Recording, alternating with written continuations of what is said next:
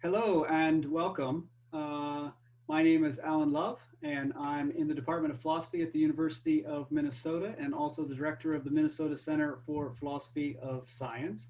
And it's my pleasure to host this evening's conversation about science and society, COVID-19 clinical trials and reproducibility.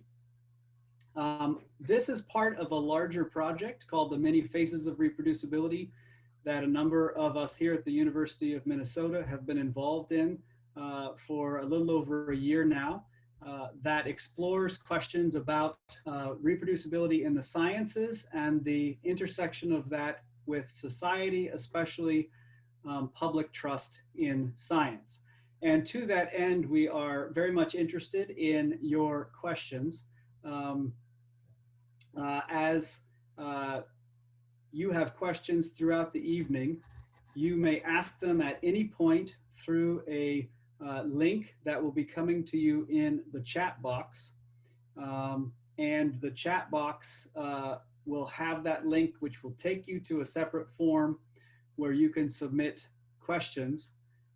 And those questions then we will draw from them in the Q&A time and try to get to as many of them as we can.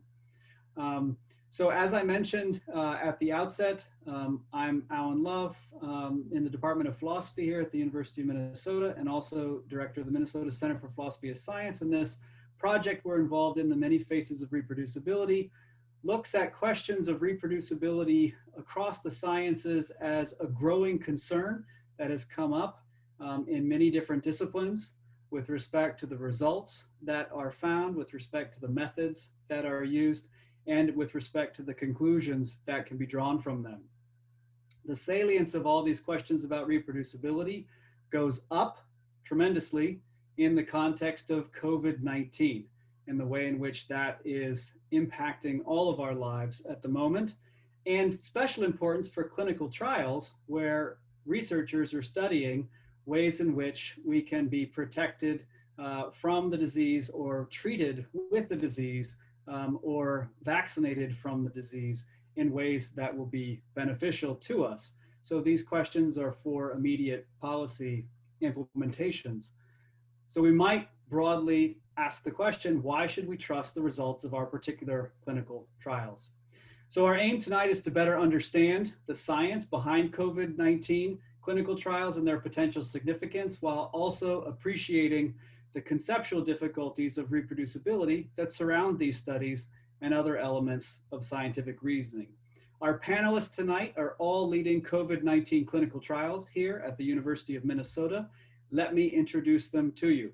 First, David Bolwer from the Division of Infectious Diseases and International Medicine. He is specifically investigating and investigated this already, taking hydroxychloroquine to help prevent COVID-19 after being exposed to the virus. Susan Klein, Division of Infectious Disease and International Medicine, is investigating whether remdesivir is safe and effective therapy for hospitalized adults diagnosed with COVID-19.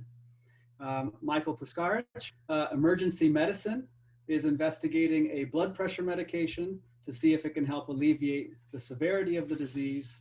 And finally, Rajasingham, Division of Infectious Diseases and International Medicine, investigating if taking hydroxychloroquine before being exposed to the virus can help prevent COVID-19. Now, I know most of us have heard a lot about the coronavirus, but I think the best way for us to lead into the conversation tonight is to learn a little bit about the details of how the virus works through the lens of the clinical trials that are studying different aspects of the virus's infection and disease production. So what we're going to do is we're going to walk through our panelists who are looking at different dimensions of the coronavirus disease progression and learn a little bit about the clinical trials that they're doing, as well as the coronavirus through the process. So Raja, why don't we begin with you, because your clinical trial focuses on protection from the virus and prevention of getting the disease. Sure, thanks, Alan.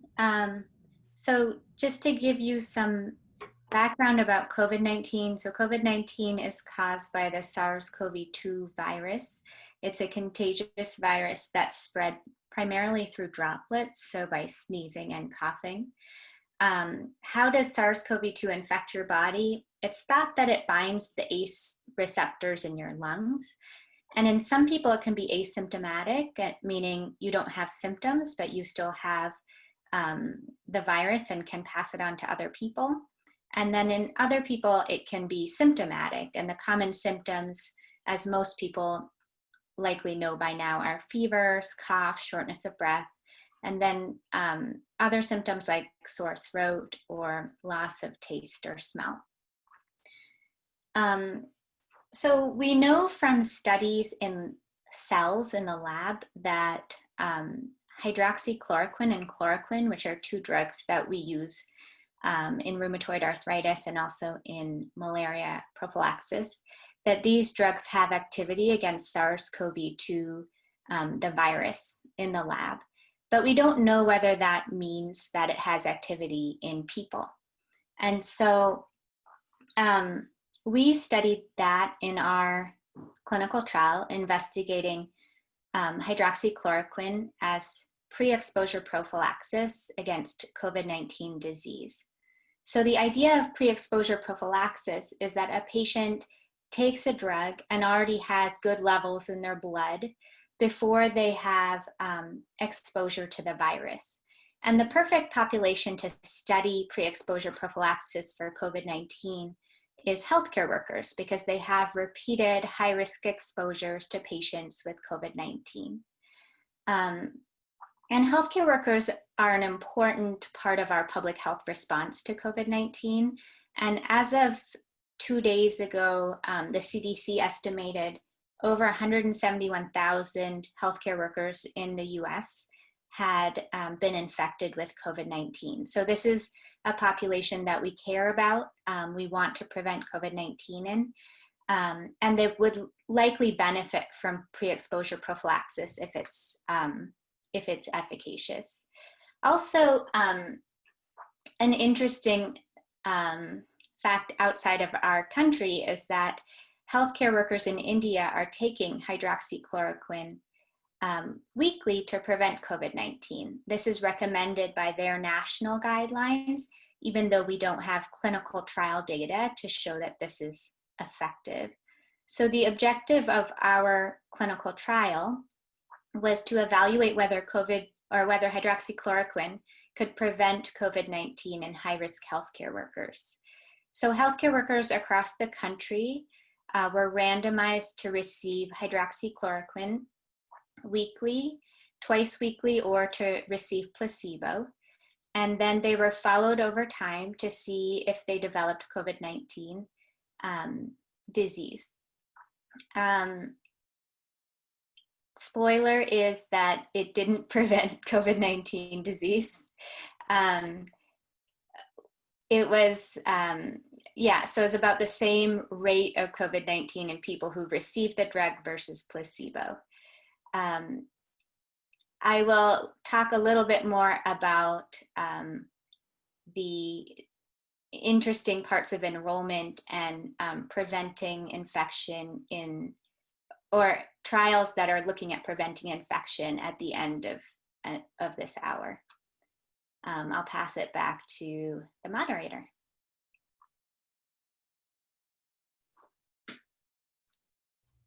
Thank you, Radha. That is helpful, and it brings us to the question of, okay, what happens once you have the disease? Two of our clinical trials that we're looking at tonight focus on treatment. One looked at preemptive treatments using hydroxychloroquine after exposure. The other looks at ways to lessen the severity of the effects of the disease. The first of these was actually published about 3 months ago during the summer, so it's probably a good idea to start there.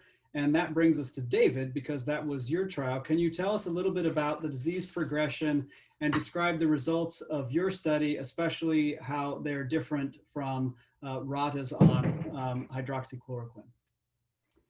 Yeah, thank you, Alan.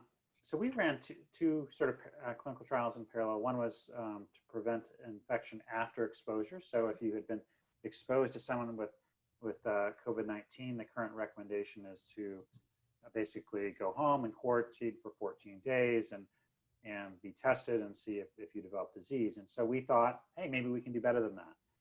And so we designed a randomized trial. And so as people enrolled in the trial, basically they were equally randomized between two groups. And then one group got the hydroxychloroquine for a 5-day duration of sort of preemptive sort of prophylaxis after exposure. And then one group got a placebo.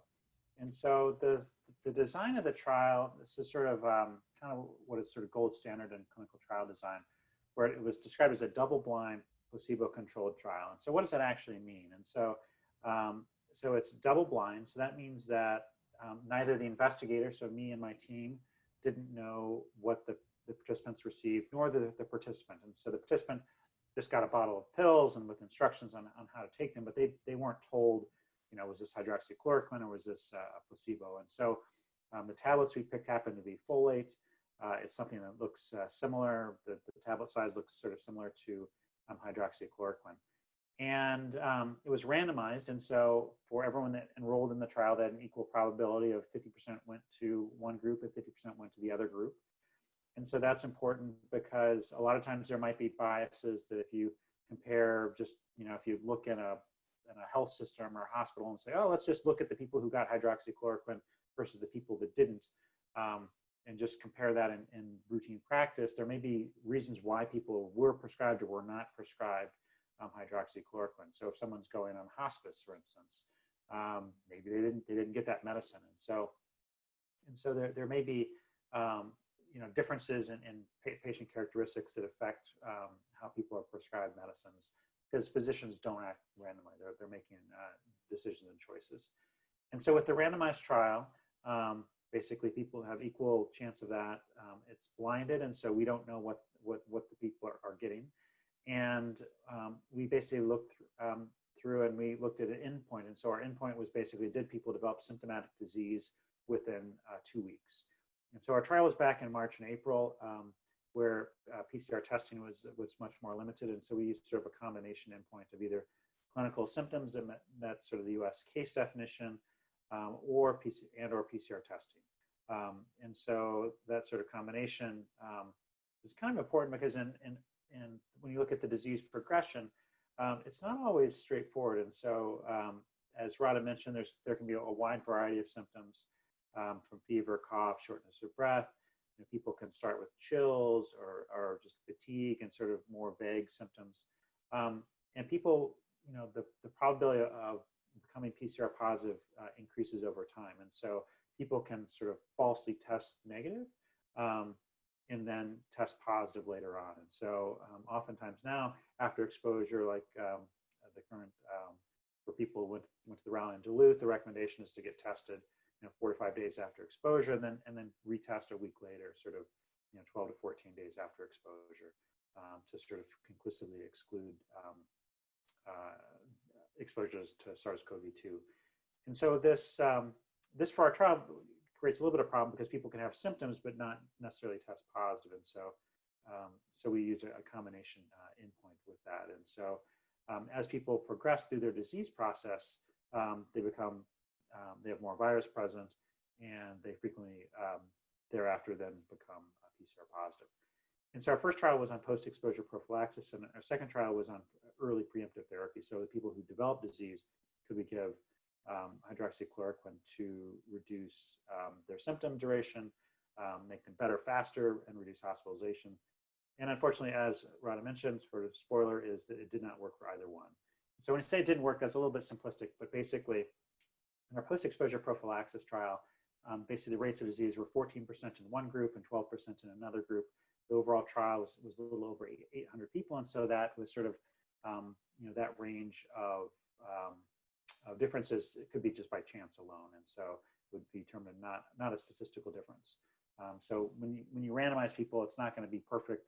Some people are going to be more exposed to disease than others, but importantly, less than 15% of people overall developed COVID-19 after they were exposed to somebody, either mostly as a healthcare worker or as a household contact. So that concept of sort of randomization and statistical analysis is, we're trying to say, we're trying to basically show, is there a difference? Is there a true difference between the groups, such that this is not a difference that just occurred by chance, by just sort of chance randomization. And so in clinical trials, we often use statistics to kind of help delineate that, of what's the probability that this was observed by chance alone. And so that was sort of our trials. And so it's sort of a lot of work that's summed up in 5 minutes, I guess. So I will turn it back over to Alan. I'm sure there'll be some more questions about hydroxychloroquine, and we can get to that at the end. Yes, and I think that definitely there might be some more questions. So let me remind the attendees that you should see a submitting questions link in the chat box, and you are welcome to submit those at any time during the event. When we get to the Q&A, we'll be able to look through them and draw from them and hopefully address most of them before our time is out. And some of them might have to do with hydroxychloroquine, since it's had such a high profile in the news. But I think now we've need to turn more to the disease progression. What happens once someone has COVID-19, and what kinds of detrimental effects it could have on the body, and specifically the lungs, but not only the lungs. And that kind of naturally leads us to the next clinical trial, which is Mike's, because it's focused on some of those factors. So Mike, can you tell us a little bit about those? Sure. Yeah, I think when we start talking about the disease progression and what goes on, one of the things we want to know is what are the downstream effects on not only the virus in the body, but I think as an emergency physician, I also think about it from a healthcare system. So one of the real scary things that occurred very early on is we were realizing that patients who were getting sick with COVID-19 were getting sick for a long time. They were ending up on ventilators. They were ending up on ventilators for a week, 2 weeks.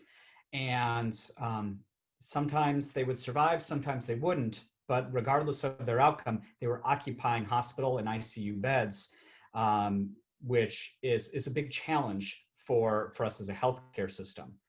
Some of you may know the hospital system in the US operates on essentially an over 100% efficiency model. And so what do I mean by that? Basically, at any given time, to be maximally efficient, hospitals have all of their beds full, or as many of their beds full as possible, which is good for business. But then when you get into a surge capacity situation with excess patients than you're predicting, you're ill-equipped to deal with that. So very early on, some people in my department who are active on the federal level, when they started telling us about what was coming in January, got very concerned about hospital utilization and wondering about, are there ways we can mitigate that progression and decrease kind of the severity of the disease. So to kind of understand how we landed on using a blood pressure medicine in COVID, I think it's worthwhile going back to something Radha said about kind of how the disease gets into the body. So the SARS-CoV-2 virus, we believe, enters the body through something called the ACE2 receptor, which is found in a number of places, but predominantly for our purposes, the lungs. And one of the consequences of that is once the ACE2 receptor gets bound by that virus, it either goes into the cell or sheds off, so it can't do its normal job. So what's the normal job of the ACE2 receptor? It breaks down a compound in the body called angiotensin II, which is responsible for maintaining our blood pressure. It's also responsible for hypertension, or essential hypertension, that a majority of United States citizens have. So we have a lot of therapies that target this particular pathway. So when that ACE2 receptor isn't doing what it should do, you would suggest or believe that angiotensin II would go up, that angiotensin II affects the lungs. The downstream effects of this is you don't get enough oxygen into your body, and then you end up on a ventilator. So the question we had was, if we interrupt this kind of maladaptive process, can we essentially mitigate the downstream effects of COVID-19?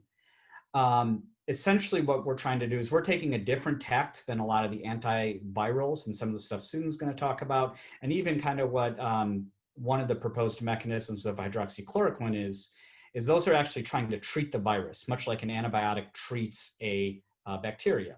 We're trying to treat the underlying cause. In our case, what we're trying to do is we are trying to treat the downstream effects of it.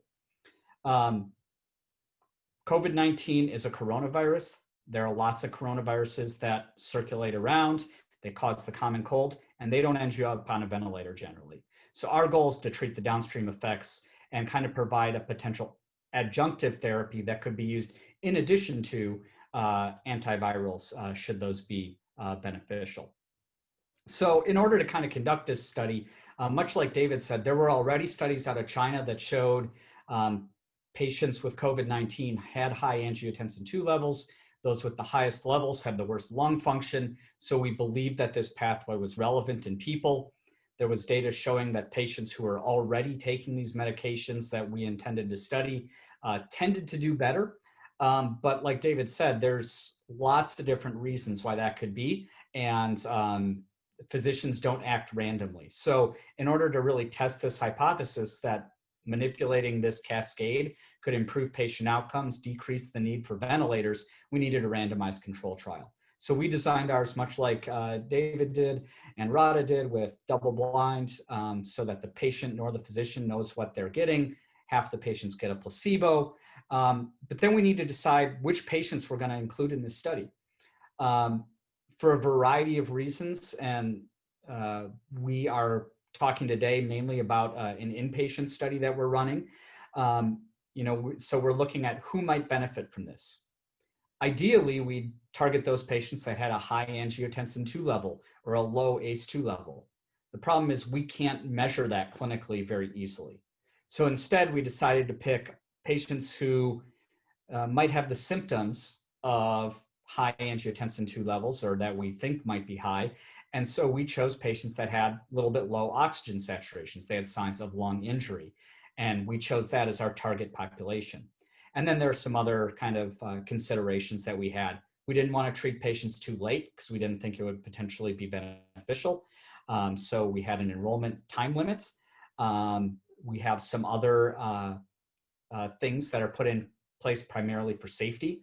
Like I said, this is a blood pressure medicine, so we don't want to give it to patients who already have a low blood pressure.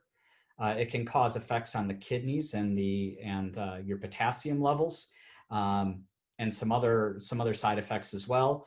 We don't want to give it to patients who are already taking it because we might double up their medicine.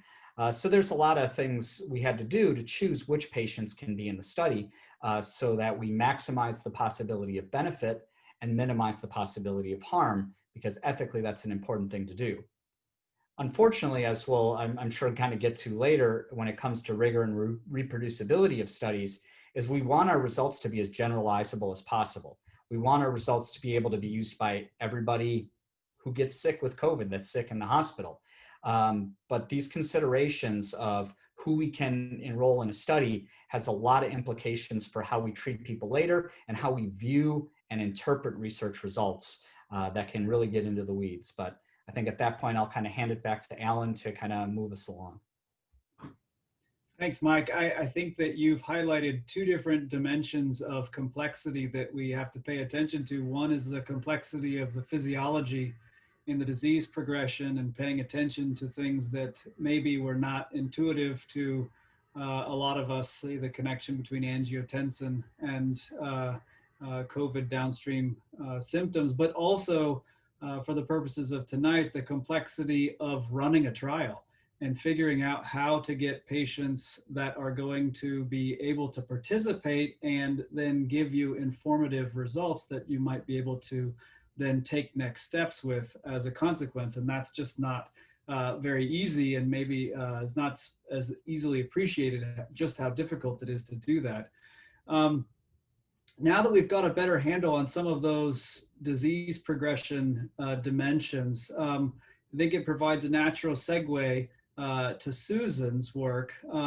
So Susan, could you please share with us in a little more detail, some of maybe the severe effects of the coronavirus and and in particular how your own clinical trial that you're leading is designed to evaluate the safety and the efficacy of particular therapy for hospitalized adults who've been diagnosed with COVID-19. Sure. So I'll start out by just talking a little bit about the overall spectrum of COVID-19 disease. So we have learned that roughly 80% of the people who get this infection have mild cases. And so about 20% become moderately to severely ill. And so in some of those patients end up needing intensive care unit support because they have severely low oxygen levels. And I should say there's another portion of patients that we're still trying to figure out what the exact percentage is that have what we call asymptomatic infections. So they really have no symptoms. They don't even know they're carrying the virus, and yet, you know, they could be contagious and spreading the virus to others. But I'm going to focus my discussion on those people who are more seriously ill to the point where they need to get hospitalized. And so, you know, usually people go to the hospital when they're feeling really quite ill and they feel like it's, you know, not something they can take care of at home anymore. And so for purposes of the study that we did, which is called the Adaptive COVID Treatment Trial, we only focused on patients who were ill enough to be hospitalized. And then we had certain criteria on the patients we would enroll in the study. And so those were patients who had evidence of pneumonia on chest X-ray or chest CT scan, or they had evidence of having abnormally low oxygen levels in their blood. And so we had a cutoff of 94% oxygen saturation or less on room air, or requiring supplemental oxygen, or being on a ventilator. And we also included patients who had to go on to ECMO, or extracorporeal membrane oxygenation, meaning, you know, their lungs were so severely affected by the COVID-19 that a ventilator was no longer able to get enough oxygen in their blood. And so we were focusing on these more seriously ill patients, but I will say even amongst hospitalized patients, we saw there's a large spectrum of disease. You know, some people come in and they have evidence of pneumonia on chest X-ray. They might be somewhat short of breath or having a fever, having other symptoms, but they don't even require supplemental oxygen. Some people come in with GI symptoms, which was a little puzzling, but they might come in with abdominal pain or diarrhea or vomiting and be dehydrated. But for our study, we're really focusing on those patients who we thought had pneumonia. And then they had to be hospitalized. They had to have evidence of pneumonia. And then also they had to have a positive PCR test for COVID within the last 72 hours. So those were the inclusion criteria. And then exclusion criteria were fairly limited. If they had significantly abnormal liver function tests, that was an exclusionary criteria. If they had significantly abnormal kidney function, that was an exclusionary criteria. But there weren't too many outside of those. They couldn't be pregnant, and they had to be 18 years of age or older, and, you know, willing to participate in a clinical trial. And our study was a randomized, double-blind, placebo-controlled trial. And when the study started, it was February of 2020. And so at that time, you know, we really didn't have any proven effective treatment for COVID-19. And the medication that we were studying was an antiviral medicine called remdesivir. And at that time, we were really trying to just figure out, is remdesivir more effective than placebo? and just, giving patients supportive care. So half the patients were randomized to get standard of care, which was, IV therapy, usually saline. They might have gotten antibiotics. They got oxygen support, or standard of care plus the intravenous remdesivir. And then there was a standard treatment course of up to 10 days, but if the patient got better sooner and was able to go home, the treatment could be stopped earlier. And then we followed these two groups of patients, and they were blinded, so we didn't know, who was getting what, to see how they would fare. And really, we were trying to determine if the outcome was better in the group that got the remdesivir. And the study actually enrolled very rapidly. They started in late February and completed enrollment 2 months later, late April. And over 1,000 patients were enrolled.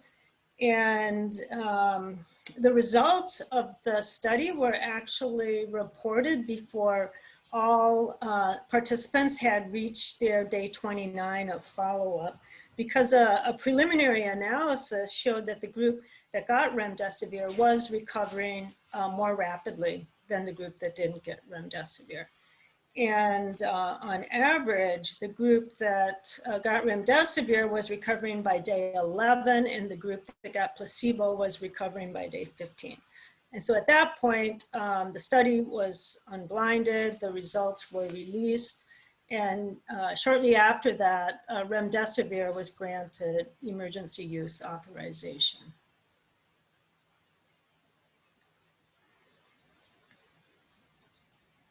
Great, thank you, Susan. And thank you to everybody for sort of introducing us to your clinical trials and I think giving us a good overview of COVID-19, its progression as a disease, and how your clinical trials are set up to get at different aspects of that.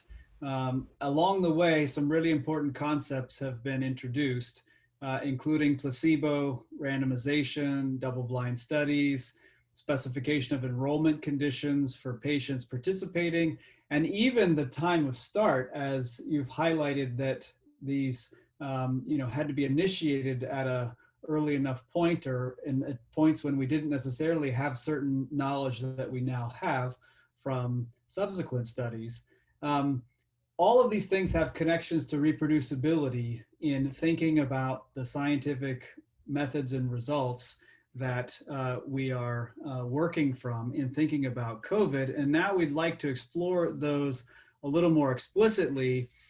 So if we keep in mind that broadly what we mean by reproducibility is the ability to get the same or similar results in experimental studies like clinical trials using the same or similar methods and thereby have confidence in the results as a conclusion from the reproducibility, I think we could start maybe with looking at different patient groups.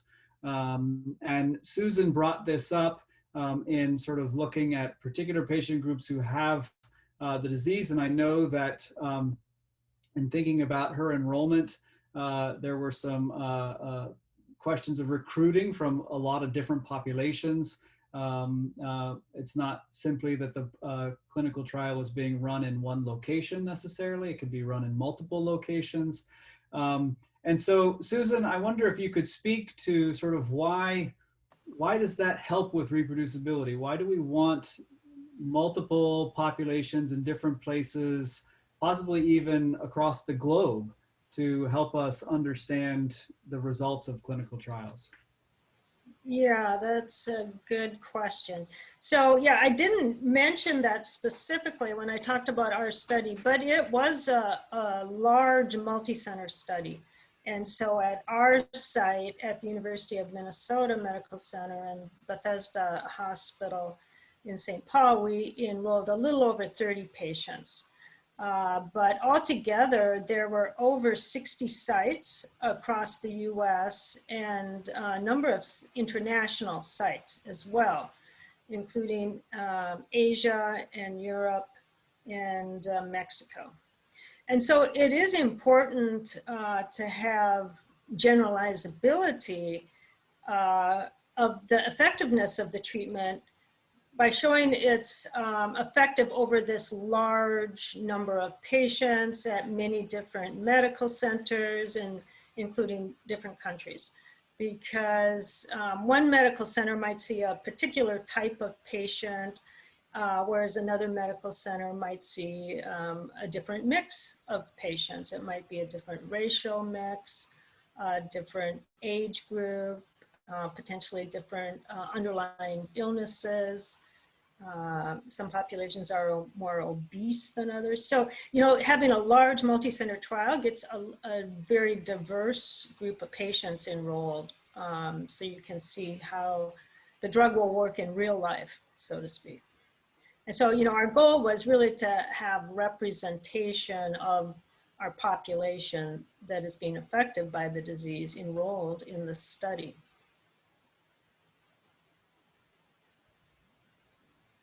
Great. So that's a good reminder that when we think about clinical trials, we're thinking about them not just in one place and in one population, but oftentimes across multiple populations. And part of the reason why we're doing that is that we're going to get more reliable results through seeing that reproduced across those different populations.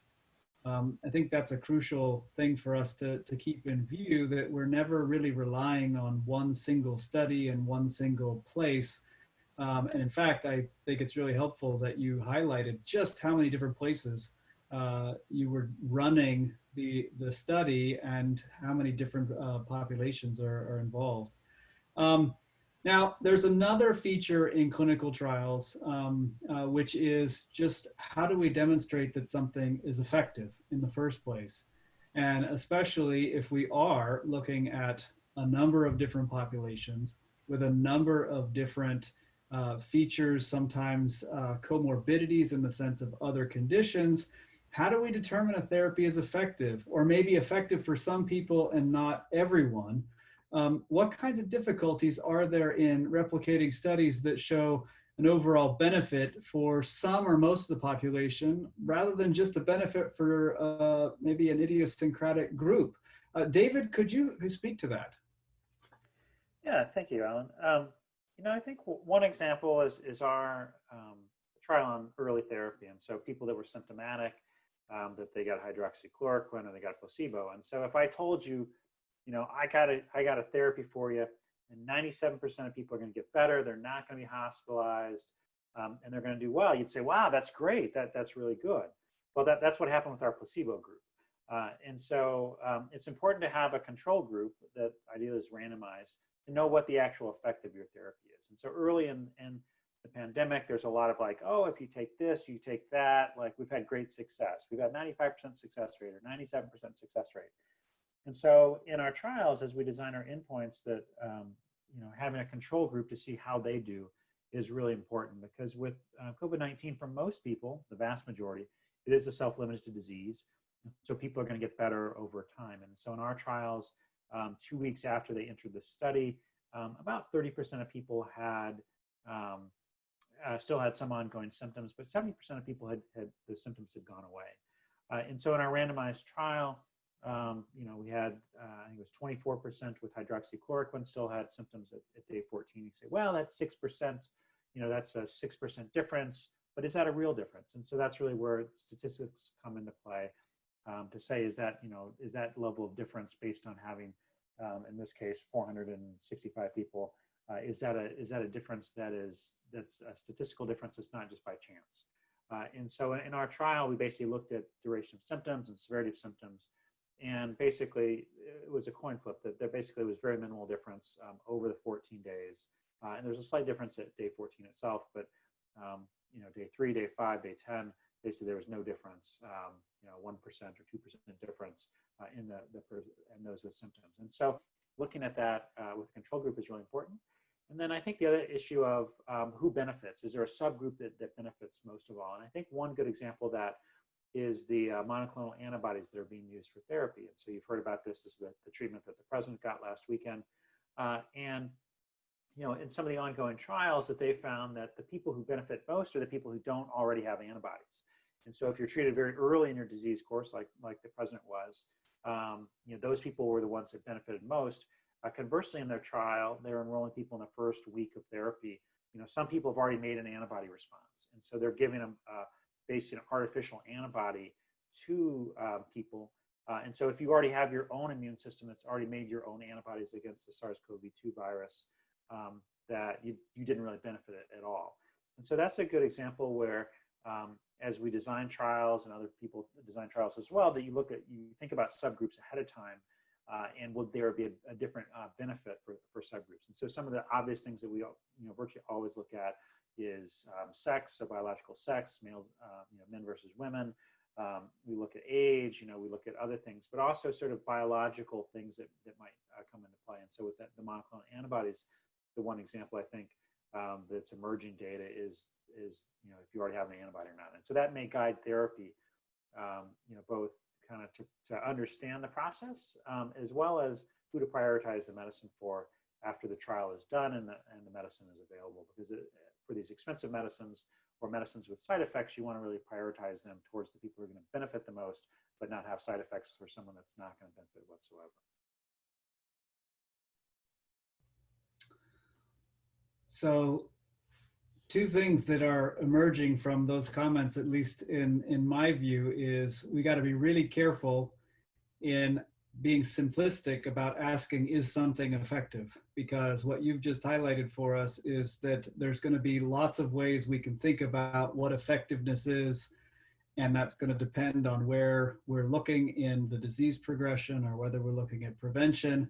And then on top of that, the issues related to statistical significance. So depending on how we ask the effectiveness question, then we're actually having to do the detection and set up things statistically so we know we have established that. That's really much more nuanced in ways that I think are important to pay attention to.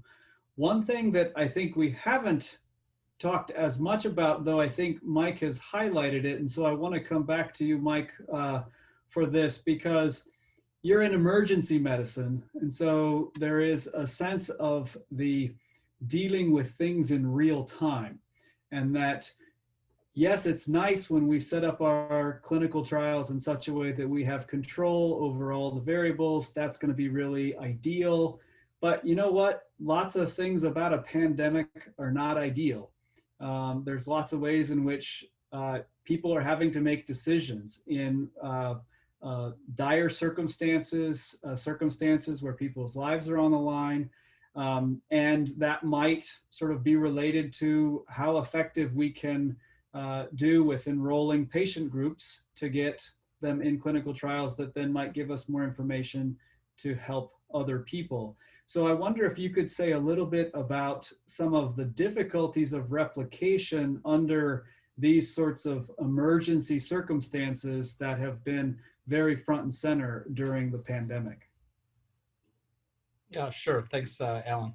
I think that's a really good point in that what you're really getting at is the pragmatic considerations of actually running a trial and getting one of these things done. And there's some things we have to consider. Taking a step back, even outside the context of the pandemic, clinical trials are not necessarily equivalent to clinical practice. And so there's always something artificial about them in that doesn't perfectly replicate the actual patients who are ultimately going to be treated. And we know this when we look at studies, and the way we describe this when we're reviewing medical literature is the term selection bias. And selection bias is the idea that there are patients who are enrolled in the study in unequal proportions compared to the patients who you intend to treat. And this happens in any clinical trial. It's a reality of doing clinical trial work, but it's really been exacerbated in the course of the pandemic. And I think you get to some of the key points here of, we're dealing with life and death is on the line, particularly in Dr. Klein's study. It's very, very sick patients, people having to make difficult decisions in real time, families needing to make difficult decisions in real time, and clinicians having to make difficult decisions in real time. And this is hard in any circumstance dealing with very sick or critically ill patient populations. I think it's been particularly worse in the case of COVID, however, because, although we're getting to a better place, I think a lot of decision-making, even amongst physician decision-making, was kind of driven by fear. And a lot of treatments were being used because people were scared. Dirty little secret is that, even for our common therapies, physicians don't really know how effective a lot of our common therapies are. It's actually pretty rare that we are fully confident of a therapy's effectiveness. In this case, there were a lot of therapies that were being done that may or may not have been efficacious. For instance, I was part of a research network. It's called the PEDAL network. It does big critical care trials. And we were not able to participate as a site in a multi-center trial of hydroxychloroquine in very sick patients, mainly because the physicians at my hospital had accepted that it was standard of care and were giving it to everybody. And it would have been unethical to withhold it from those patients. So these kind of considerations were kind of different from the usual challenges of research. And having to navigate with both patients and physicians about, do you feel comfortable enrolling in a study? What other treatments are you going to be getting? Ideally, in an ideal experiment, all patients would be exactly the same. And the only thing that would differ between the two of them is this group got placebo and this group got the intervention. In reality, we can't do that. And so that's part of the reason we enroll, say, 1,000 patients in a trial, is we hope that over that 1,000 patients, the random differences between the patients even themselves out. Well, one thing that happened in COVID is that we've got new treatments coming in waves. We've got, hydroxychloroquine comes into favor in the inpatient setting, it goes out of favor. Steroids were not being used, and we were being told that they were harmful initially. Turns out they probably save lives. So these things are constantly changing in the background, and it kind of mucks with your study design that you were forced to decide back in February. And once you kind of launch it, you have limited abilities to change it because you want to maintain that rigor. And so you get these other invading factors kind of complicating matters. The last thing I wanted to touch on that I think is unique kind of this pandemic, that's also been an opportunity for us to really push the bar forward from a clinical trials methodology standpoint, is that usually the way we enroll patients in trials is a face-to-face conversation, and a patient signs a paper consent form. That had to change in the setting of COVID. There's risk of infection, of spreading infection to investigators and research coordinators. There were practical limitations where if a patient couldn't consent themselves and a loved one had to enroll them in the study and they weren't allowed to visit the patient at the hospital, how would we enroll them? So this allowed us to kind of push the bar forward and start using something called electronic consent, where people could sign with a cell phone at home or an iPad that's in their room, and kind of mitigate the transmission of disease, which is really cool, and I think is going to set the stage for some things moving forward. I'm sure David and Radha can talk a lot about some really innovative things they did with how they ran their study, which I think is great. I'm glad we were able to do this, but it introduced other problems. We also know, I mentioned earlier, there's selection bias in clinical trials. It doesn't always reflect the patient population you're treating. We know historically that clinical trials traditionally under-enroll minority patients, underrepresented groups, English as a second language groups. And it's possible, in getting to David's point about subgroups, that those subgroups of patients might respond differently to an individual therapy or another. So ideally, you want to enroll all these patients. Unfortunately, the electronic consent that we're doing, we found it's extremely difficult to do with non-English speakers. So we bias against those patients being in the study. We try hard, but it's the reality. patients who are less technologically savvy, the elderly patients who are particularly vulnerable to COVID-19 may be less likely to enroll using such electronic consent methodology. So for every kind of solution we create another problem when it comes back to reproducibility.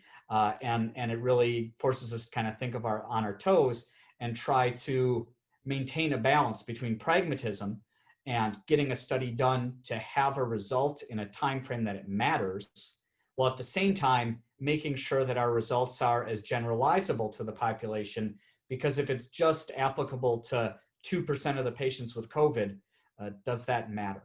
And have we done any good to society at large? So those are kind of some of the considerations we have to think about. Okay, at this point, I can imagine that some people in the audience are sort of wondering why we haven't mentioned the V word, vaccine, which is very much in the news. Lots of discussion about the clinical trials surrounding vaccines, whether or not they also will have the requisite reproducibility for determining both safety and efficacy. And how fast can that be accomplished? I think that some of us have worried that the NIH's name for the project of focusing on vaccines, Operation Warp Speed, might lead to some problematic associations. Can we really speed up clinical trials without sacrificing their quality or giving up on the different forms of reproducibility? Radha, can I ask you to sort of speak to this, especially in the context of COVID-19 vaccines? Sure. So I think the difficulty with vaccine trials is one that we shared in our COVID prep study. It's that you're enrolling healthy people and waiting for them to get COVID-19. So that means you need to enroll a lot of people and then you need to follow them over time. So for example, in our study, over a 12-week period, we enrolled 1,483 people across the country. And over 12 weeks, 97 of them contracted COVID-19. So that's 6.5% of the total population. So for a vaccine trial to show efficacy over placebo, that means one needs to enroll thousands and thousands of patients, or of participants. So if you want to speed up a clinical trial, the way to do that is to enroll more people. In terms of reproducibility, I think we've sort of touched on this issue, but it's just as important for vaccine trials. We need to enroll a diverse population by race, by age, by weight, and we need to think about every subgroup. It could be that older people have more side effects, or maybe it's not effective in people who are obese, so we need to think about all of those populations. And in my mind, and this is my personal opinion, I think it would be very unlikely for a vaccine to be shown to be effective in the order of weeks. I think it's more like months, given that our trial occurred over 3 months, and now we're looking at a vaccine trial that's trying to enroll 30,000 or more patients. I don't think we're going to have a vaccine in the next 4 weeks. I think it's going to be something like 6 to 12 months, maybe. And that's 6 to 12 months of testing for efficacy. And it could be that after all of that, it's not efficacious. So I don't mean to end on such a down note, but I think we should be cautious about rushing to a vaccine and make sure that we're following all the safety standards. And it's quite possible that the first vaccine that's looked at may not be effective. I'll pass it back to you, Alan. Yeah, no, and I don't think that you should have to apologize. I think that this is exactly why we want to talk about this, because we want to make sure that we have realistic expectations based on how the science works. And clinical trials in particular, we've learned, are very complex in lots of different ways tonight. Now, we haven't talked about everything, and we certainly haven't talked about all the details of COVID-19 that we might have wanted to. But I think it's time to take some questions from our audience. And so we're going to bring our panelists to the front and sort of give them the opportunity to respond to the questions. I just want to highlight, we've got lots of good questions already, but if you would like to submit more, just use that link that is in the chat box. With that, I'm just going to dive right in. We've got a first question for Rana. What should we as medical consumers look for to assure ourselves that a putative COVID-19 vaccine is efficacious and safe if it is approved through emergency use authorization? Would there be some key sign in its stage 3 trials? For me personally, I think it would be important to see the data for the vaccine study. So I'd want to see all the safety data and the efficacy. I think in the setting of a pandemic, there's this rush to, sort of like with remdesivir, it was announced that this was effective before many of us had even seen the data. I think in this situation, it would be really important that all of that researchers and medical personnel could see the data before giving it to patients, so that we're assured that it's safe and effective.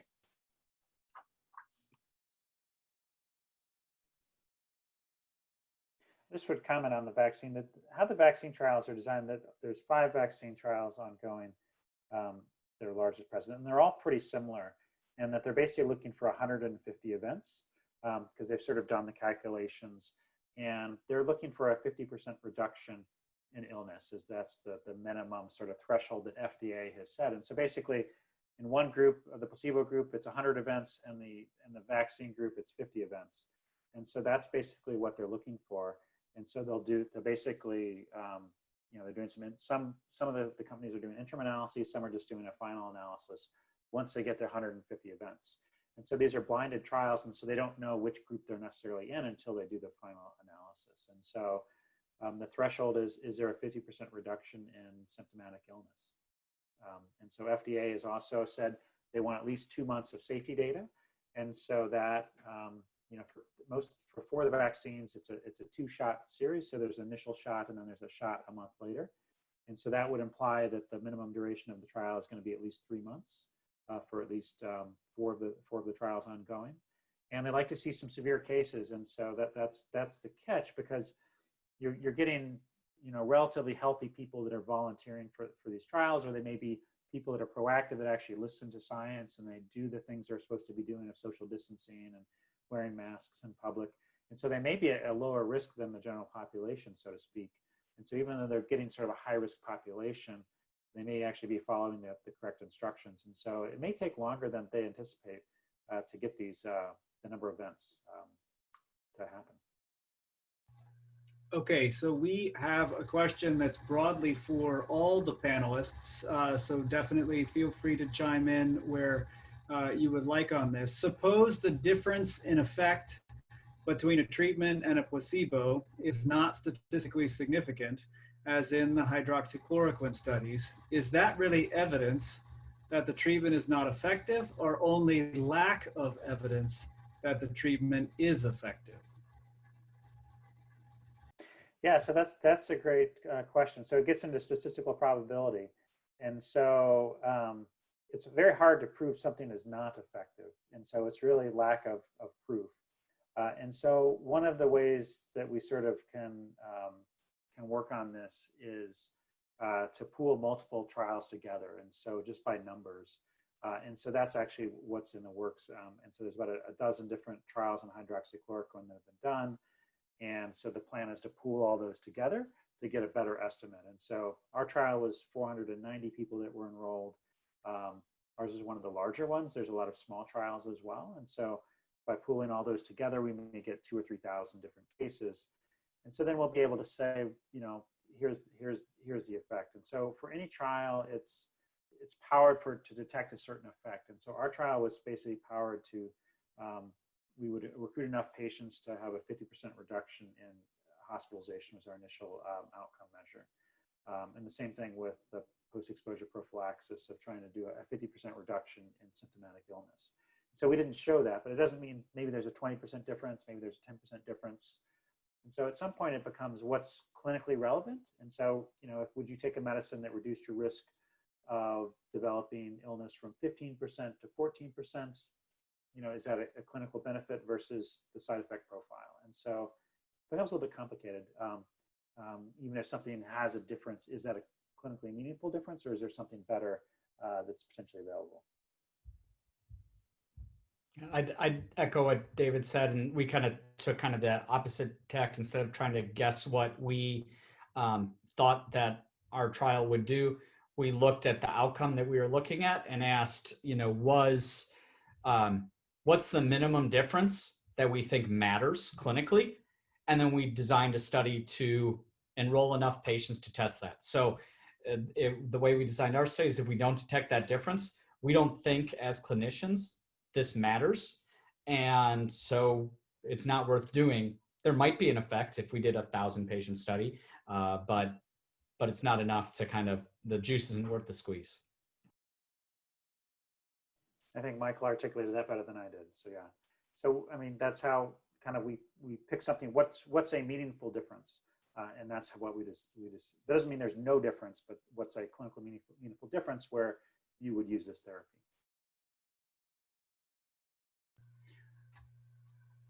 So let me just chase that with a question about communication, because what you just highlighted is that it's complicated to answer the question of what it means to say there's evidence for the effectiveness of a treatment or a lack thereof. How best do public health officials and those implementing policies communicate that? Because it seems like there's a lot of room for confusion.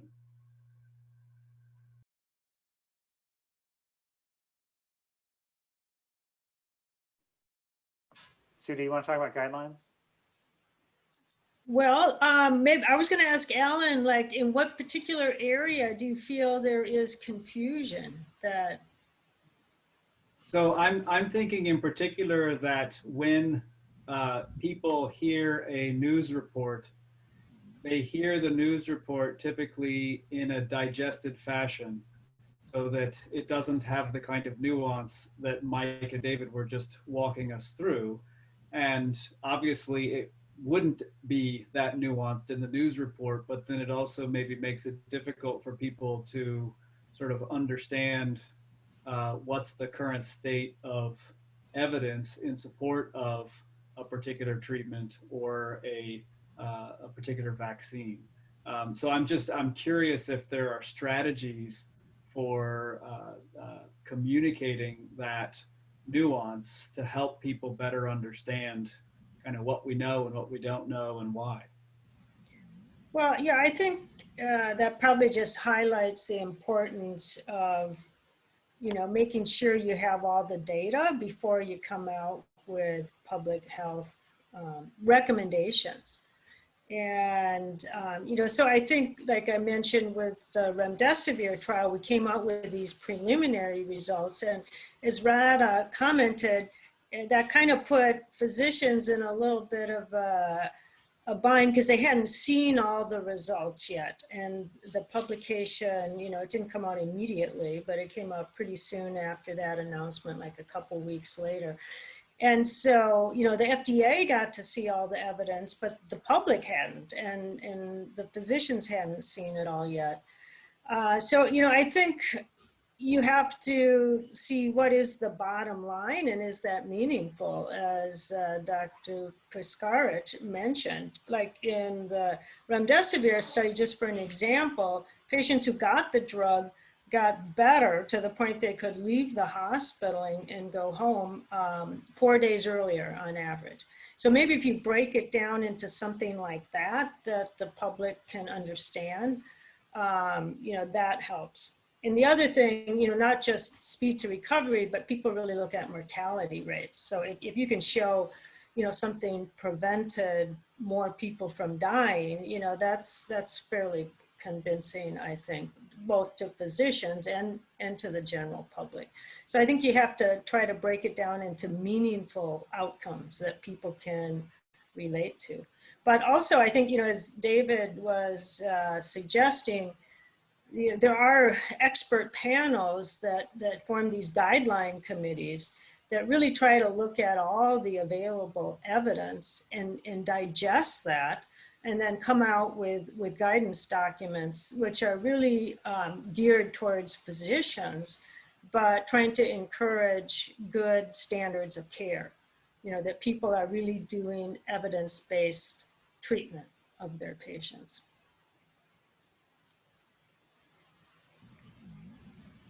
Okay, let's take another question. This is again broadly to the entire panel. How do you decide when a clinical trial that shows that a treatment is statistically significant also shows that the treatment is clinically significant? Put another way, how do you decide what a meaningful difference is?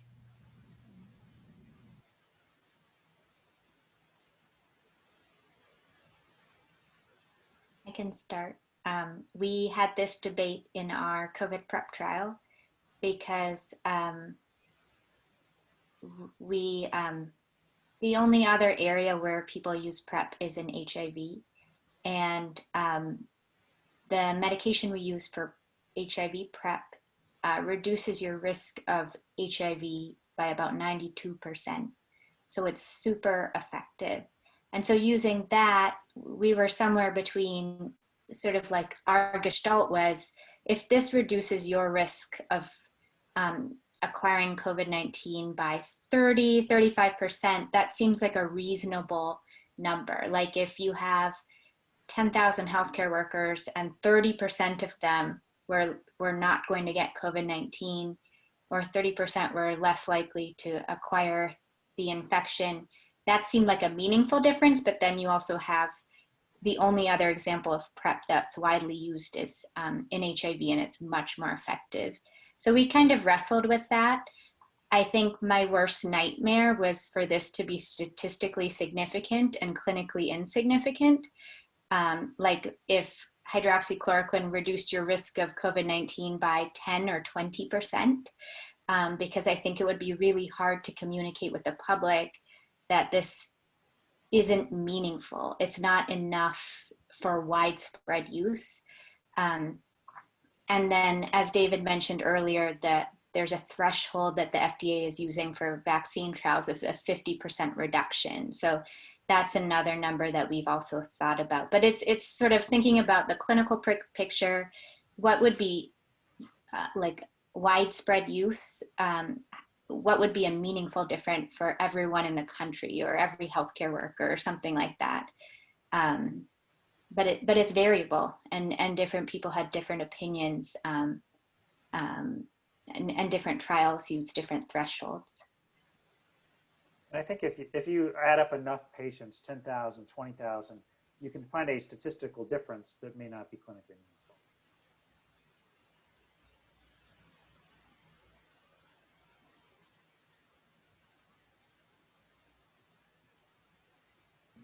Any other thoughts on determining meaningful difference? If not, let's move then to the next question, which is to both Mike and Radha. Since the patient populations receiving a treatment may not be the same as the patient populations in a clinical trial, how can we be confident that approved drugs for COVID-19 treatment will help them and not hurt them? Yeah, so this is kind of a common problem when you get into kind of any clinical trial. This isn't unique to COVID by any means. And, usually the way that this goes is if drugs get approved, there's generally a group of patients that they're indicated for. So doctors generally, according to these guidelines that Susan was talking about, there are groups of patients who may benefit. Inevitably, what happens though is clinicians start using them off-label, meaning that it's not for their indication. And this happens all the time. Doctors use drugs off-label all the time, and many times they're very effective and many times they're very safe. It's just part of how medicine is practiced. To really get at this in an ideal circumstance, oftentimes what's done outside of COVID, and I don't know all the specifics about how the FDA is regulating every trial, is something called phase 4 studies, where generally the developer of a drug has to continue following patients once it kind of gets released into the wild and continue watching patients in a larger patient population. And the goal of that is to look for, are there small, rare side effects that might be happening? In vaccines, it might be something like Guillain-Barré syndrome. Are there particular subgroups of patients that don't respond particularly well to a particular medicine? And we really just have to watch the data. And so it's important after the studies come out to the clinicians and the other kind of researchers to continue publishing kind of the observational data in big databases to kind of track these things. It gets hard to interpret. There's no magic bullet for this. This is, I think, a fundamental challenge of knowledge translation that just speaks to how we practice medicine. And it's hard. There's no right answer, I don't think. Radha, do you want to say something on this? The only thing that was crossing my mind was in our study, we were evaluating hydroxychloroquine for high-risk healthcare workers. So all of our participants were high-risk healthcare workers. So theoretically, if this were to be effective, I would think it would be used in high-risk healthcare workers. I don't think it would be valid or of the same efficacy in just the general population. Yeah, I think that's it. I think to put a specific example that I've thought about with like Radha's study, because I had some friends who were in that study, is, healthcare workers, they kind of get medicine and they get medication side effects. And so one, there may be higher risks. They get exposed to COVID a lot more. And then also they probably are going to pick up on the more dangerous side effects and be able to navigate the healthcare system if they do develop a side effect. So I think the risk-benefit ratio for using it in healthcare workers versus using it for everybody on the street who may have other medical problems that doesn't interact well with hydroxychloroquine, rare but happens, that's one example of where expanding it outside of the group that have studied in could potentially be problematic. It seems like this also is connected with vaccines because, you were answering specifically with respect to COVID treatments, but it seems like similar considerations are also at stake in the evaluation of vaccines. It's the exact same kind of thing that's under consideration and that has to be paid attention to. So, okay, let's go to then David. How did you assure that people in your trial did not look up what the hydroxychloroquine pills looked like so they could figure out whether they were given that or the placebo? Excellent question. So one of the things, so we actually used multiple different brands of hydroxychloroquine because it was whatever we could buy initially. But we actually ended up and got a donation that was a non-FDA approved formulation of hydroxychloroquine. It was something it's made by a company that makes chloroquine, but they just also they're trying to get FDA approval for it. So what ended up is that the pill that we used wasn't on the, it wasn't in the sort of the standard things you could look up, which actually was quite useful for our purposes. But a lot of people were healthcare workers. You could take it, you can have side effects, and so people could kind of figure out based on the side effects. So 40% of the people that took hydroxychloroquine had some side effect, and so it doesn't take a whole lot to figure out like, I'm having this side effect, I bet I'm on hydroxychloroquine. So one of the things we did do was we asked people, what do they think they got? And so at the end of the 14 days, we just asked like, which did you think about? And so assessing how good the blinding was something you should basically do in a randomized trial. And so surprisingly, of the people who didn't develop side effects, it was pretty evenly split as far as, they weren't really sure what they got. Of the people who did develop side effects, regardless of whether they got placebo or hydroxychloroquine, because there were some people with placebo that got some side effect, or maybe it was coincidental. They thought they got hydroxychloroquine. So there were more people who thought they got hydroxychloroquine than actually got it. But the point is, you actually assess this, and you basically ask people what they thought they got. And so, absent of developing hydroxychloroquine specific side effects, the blinding worked okay. Wasn't perfect. I mean, ideally, you'd have a perfectly matched tablet, and that would take you 3 months to develop, and all these things would be perfect. For our purposes, it worked okay, and it wasn't perfect, but it was pretty functional. So this last question raises an interesting issue about the patients who are enrolled in clinical trials, and whether or not the curiosity that they have about whether they're in the experimental or the control group might end up harming the clinical trial itself, because they are trying to figure out which group they're in. And I know that this has come up in the context of other clinical trials where people have identified social media groups where people try and identify which arm of the study they're in. And I imagine it's a little bit frustrating, because of course part of the point is to not know, but everybody's got natural curiosity about whether they're in the placebo or the experimental group. So one of the things we did in our trials, we told people at the end of the study which arm they were in. And so as the trial results were sort of analyzed, like, here are the trial results, and by the way, you're in this group. And so I think people like that, because there's just curiosity of like, what did I get? The people participate in the clinical trials. And so that was one thing that we did, which I think people really liked. And yeah, but I mean, we did have some people, one person figured out, I'm in the placebo group, I'm going to drop out of the trial. And they said, I'm withdrawing from the trial. And so that's something that people can do. But I think there is that innate curiosity. And so we told people, hey, we'll tell you at the end of the trial what the results are. And I don't know if that helped, but people liked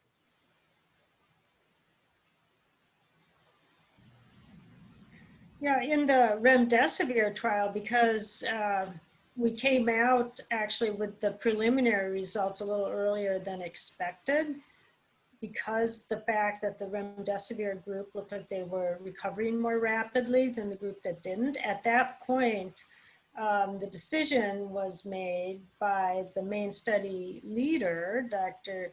John Beigel at the NIH, in discussing with their group there that they should unblind, so that if people were still on treatment, and we didn't know if they were on the active drug or placebo, that we would let the doctors know, we would let the patient or their family members know. And then if they were on placebo, we would give them the option to switch to the active drug. So that did happen. And so we did make that adjustment sort of midstream after those preliminary results came out. But we did not unblind all the other patients until all the follow-up of all the patients all together were out to day 29 and finalized, because we didn't want to somehow, change our interpretation or the patient's interpretation of their clinical course. So it was only those people who were still on treatment. Okay, we've got another question directed to everyone. Often when people talk about the importance of reproducibility, they emphasize that repeating a study and getting the same results is necessary to trust the results. Some say that a scientific result is never established by a single study. Is that true in COVID-19 clinical trials? How many trials or what size are needed for us to be able to trust the results about COVID-19's effects or the treatments for them?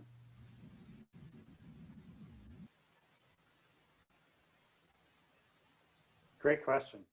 I mean, for me, at least two, I think is because sometimes you can get fluky results for whatever reason, but I think once you see two trials that show, very much the same thing, whether it's a positive result or negative result, then I personally start believing it a lot more.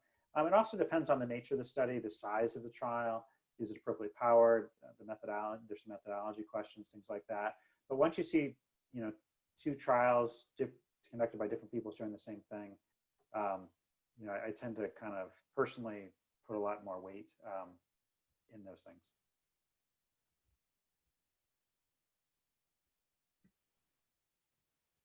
Yeah, I mean, I think that for some trials, if it's a very large trial and the results are quite clear, it's unlikely that a trial exactly like that's going to be done again, because it's a huge undertaking, to enroll 1,000 patients in a clinical trial.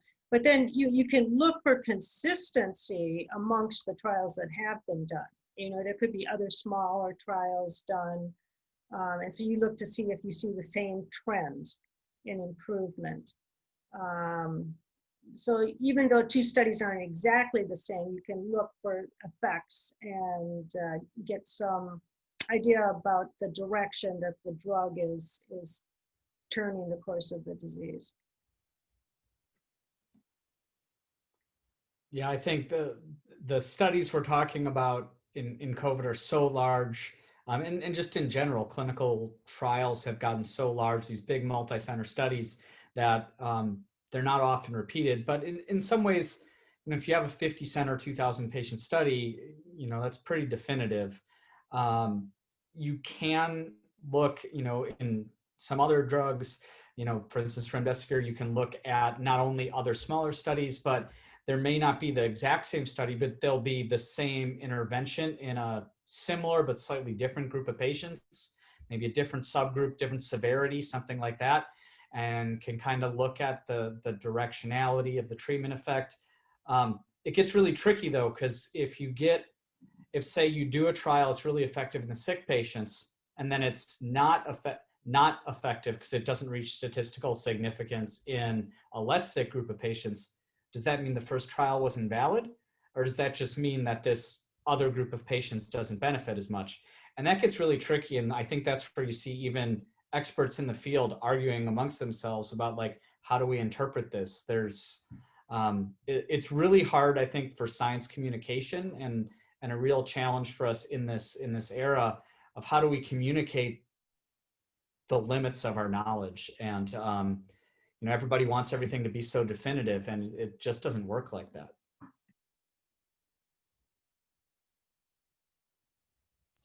Radha, did you want to say something on this point?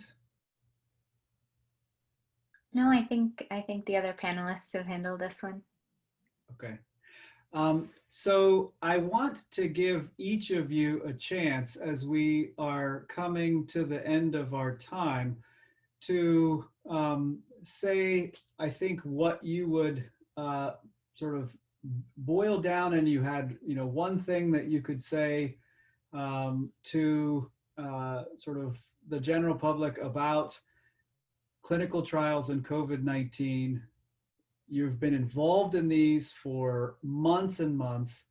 I'm sure that they have involved late nights and frustrating issues and all kinds of things that we definitely don't have time to talk about. But I mean, if there was one thing that each of you could sort of share that you think it would be helpful for people to know, what would it be?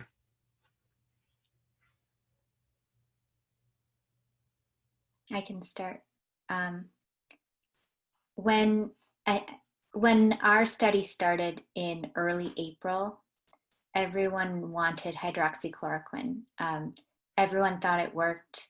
They didn't want to be randomized to the placebo, and it was really difficult because we didn't know if this worked or not. And I think it's really important for people to understand if they're being randomized, it's because we don't know if the intervention has any benefit. If we knew it had a benefit, it wouldn't be ethical to randomize patients to placebo. And to kind of have that idea of equipoise when they enter a study, that this could work, it could not. I may be on placebo, I may not, and that's okay. That's what it means to participate in a clinical trial. The idea that one is going to get the intervention and that's going to help isn't quite how trials work.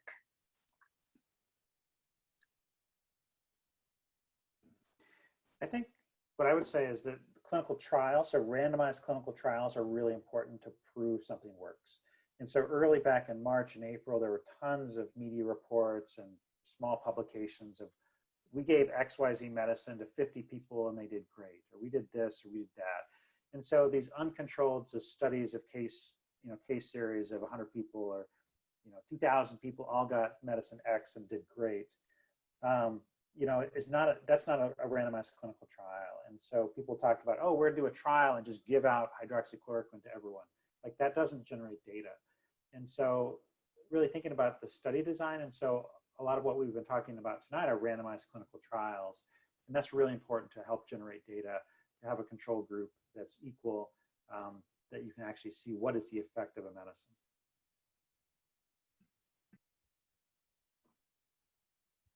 Well, I'd just like to actually thank everyone who participated in the ACT clinical trials, because I think, we learned really important information that has ended up helping a lot of people. But those first people who participated, as Radha said, they didn't know were they going to get the active drug or not.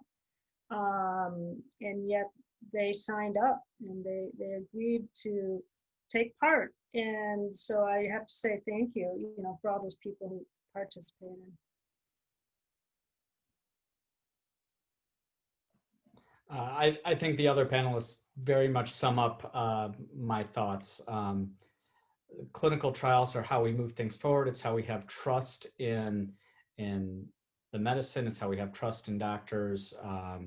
I think that's really what sets it apart. And it's a big public commitment. It's a big public trust. And so, yeah, I'm very thankful for everybody who's chosen to participate. Well, I would like to thank all of our panelists for participating, obviously sharing your time with us tonight, as well as your knowledge and your experience in clinical trials with COVID. For those who were attending, we hope you found it stimulating, and we'll be sending a link in an email for you to give us some feedback if you would like, so that we can learn about how to do these kinds of events as effectively as possible, and maybe do some more and different kinds of them in the future. But with that, I will close us off for the evening and say thank you to all, and good night and stay safe.